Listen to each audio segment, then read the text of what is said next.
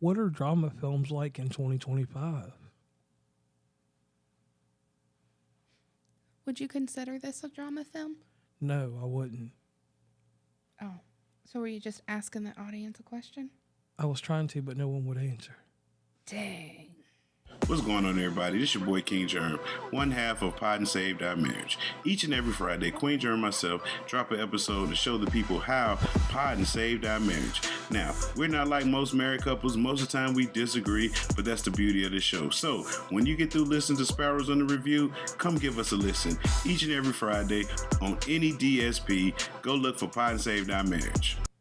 Hey everybody, welcome to Sparrows UnderReview. My name is Stacey. And I'm JR. Anyway, sorry about that, y'all. So one thing I have noticed is within my dad's obsession of Yellowstone and all of its additives and extra movies that have came with it, I enjoy some of the actors and actresses that I have seen on that TV series. How about you? Only like 1881, 83, 83? and 1922. Well, right now I'm talking about Neal McDonough. And the best way to describe him, if you are familiar with Yellowstone, is he is one of the brothers that pretty much tries to take the land from the Duttons. And it doesn't end very well. And literally, he's in every movie you can think of and TV show. Right. And I also found him on one of my cop shows. And he was on Walking Tall. Okay. That's what most people will remember him from. Okay. Probably. Now, He was on Suits. and what was a movie? What was a movie before this we've seen him in? And that's why we've been kind of watching him for a while. It was a movie he just did. Let me go through their filmography real quick.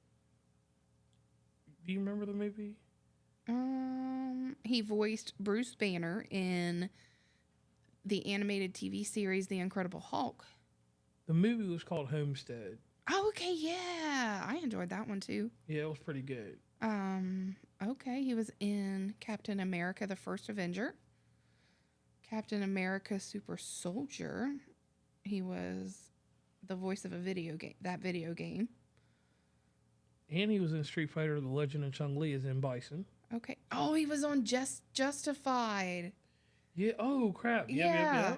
So I'd say that was probably the first time I remember seeing him. And he's always a villain. He plays a good villain, though. And it's his eye color. His eye color is what sets him apart from everybody else. Right. It makes him very notable. Is that the word I want to use? Yes, that's the word. Now, with this movie right here, he was a co-writer and producer of this. And that's very encouraging because this movie, The Last Rodeo, if you watch it from the point of view of I'm just going in to watch something different and I'm going to really enjoy it, this is a movie that I'm going to have to give you a seesaw.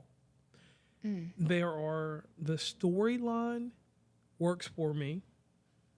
Some of the outside aesthetics on how they travel and different things don't work for me, which I don't know if they work for you either. But the handling of the bullfighting and all that other stuff, or whatever that thing is they're doing when they ride a bull before they get bull bucking. Bull bucking, yes. I have no problem with it. I like that because I don't get that stuff. And we found out about different people being involved in bull riding and stuff like that I never knew about. It made me want to go back and watch PBR again from my childhood. The development of characters, I was a little baffled in this movie because it hurt me that we didn't get enough about his daughter. I wanted a deeper story with her, but I got to remember, I'm selfish. Right. So, did you give the title? The Last Rodeo, yes. Okay. I wanted to make sure because I was still looking for what show he was on that I really remembered him from, which was 911 Lone Star, by the way. Oh, yeah, when he was a bad guy on that joint. Yeah. So, basically, this is one of those miracle movies. Like, something terrible happened and they are either going to overcome it or they're going to be okay with it because, you know, those are your two options. Either they're going to get healed or they're going to find Jesus and everything is going to be okay. Yes, and with religious overtones in movies, you know, at first I was like, oh my gosh, we're about to watch a Kirk Cameron Christian movie. And it borders the line of being, it could be, you know, this could be played at church, but then again, it can't be played at church because certain actions that happen in it when they start fighting and things. So this movie is a good movie for people that are, you know, you're faith-based, and I'm not basing it on religion, but you see the light of day in things. Right. So that's the challenge for this movie, that they have to find the light of day, not for one person, but for two people. It's almost like it's three. Oh, because the little boy right, is this guy's grandson. Okay. His daughter is the little boy's mom. Yes. And then, you know, that you have the three of them together. And it's all just, you know, he had to quit bull riding because he got hurt. And then his grandson gets sick. They have to have a lot of money for treatment. And he's going to bull ride again. And it kind of leads up to, and it explains everything, like how quick he had to get into it. Like, that seemed really fast. Like, that was the part that got me, as I felt like that happened really fast. But like you said, I'm selfish and wanted just a little bit more in between there. Right. I just needed a little bit more story for this to be something that I could put on my list. Like I wanted this to be something that would carry on for a while. Right. This movie 100% will be on TNT or TBS. Right. It's 100% that kind of feel-good film there. It reminded me of like a 1990s movie. Okay. Like it didn't feel like something from this generation, even though they sped up a little bit of the transportation and stuff. That's the only thing in this movie. Like I said, that's my gripe. But outside of that, Right. you know. Well, because I enjoyed the movie. I did. I just felt like it seemed more unrealistic because it made me feel like he got sick. The boy got sick. The grandpa trained, made some calls. The next day he trained some more. And then the following, or even that next day or whatever, he was competing. Right. So I'm just like, And we should have seen some more struggle. We should have seen him have to go to the doctor and get checked out and evaluated and be like, you just can't do it anymore. And then him yell at the doctor, I can, or rain fall on him. Yeah, just and he hits the ground to in the make storm. the time frame a little bit Yeah. more realistic, I guess. Man, I might make a movie off of what I was just talking about.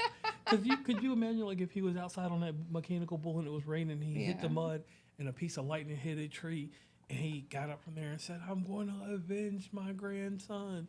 Like, maybe I'm going 1980s with this, but if I just had, you know what? I'm about to say the wrong thing, but I want to say this in the right manner. Okay. I needed to see something from the guy above. I wanted just, even if it was just a bit of... It wasn't a religious-based movie. That's why. When I was explaining it, I was trying to give my best example of a feel-good movie. Right. But because, it has like, scripture, it's... no? Right. I don't know. That's not what I was trying to get at by explaining this. Right. It was the difference in the feel-good movies. Like, it's one of those, here's the heartache and success, compared to here's a movie that will make you feel good and happy and all that stuff in life. Okay. And just going further with this, I think that this movie will be a great fit in the future. Okay. Because this movie was 100% an independent movie, and you can tell. And Mr. McDonough, you know, him and his production company, obviously, they worked hand in hand with a few other people, and they got this movie off the ground. Had a good cast in here. Had a lot of TV actors in this. That if I hope y'all could hear that yeah, part. if you know TV actors, then sorry about that. I moved away for a second. if you know some of the TV actors in this movie, you'll catch on quick because it's like every bad guy's playing a good role in this movie.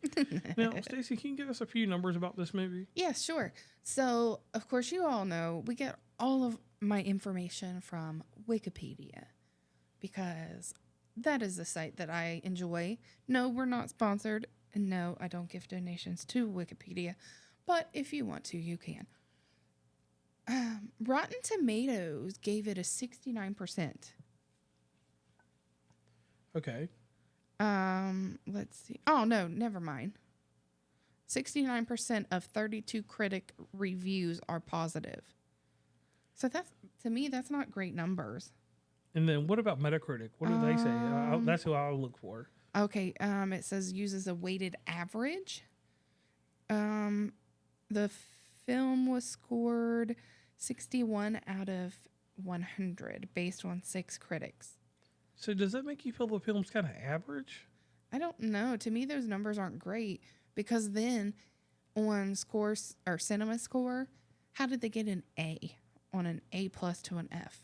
Like somebody's numbers and references and whatever doesn't make sense. So the budget for this movie was $18 million and the box office was 15. And to clarify that, the budget was $8 million. Oh, what'd I say? 18. Oh, 8 million. I'm sorry. Yeah. So see, that's a hard deal right there. I don't know. When you're dealing with independent films, I'm not necessarily the person to tell you if that's a success. Because to me, it looks like they broke even almost.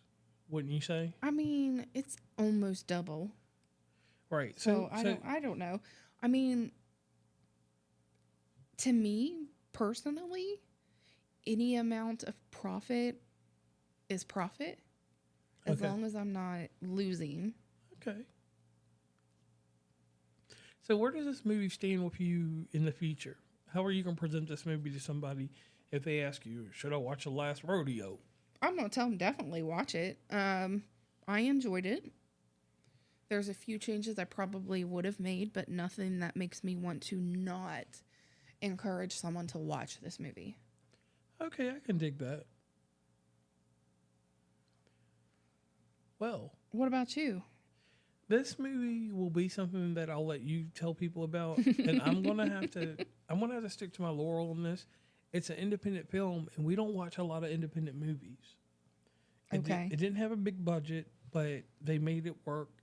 You know, going from watching the movie we've seen him in previously to this, you can see that this is his story. This is something he wanted to tell. So when you're able to actually get your own story out there the way you want it, I can't disrespect that. Okay. You know, full force on that one. Normally I would have something to maybe take it another way, but I can't even do that to this. Right. And again, you know, y'all know we like to keep these episodes short. So thanks for tuning in. Leave us a comment down below. And don't forget to head on over to Facebook and find us at Sparrows UnderReview.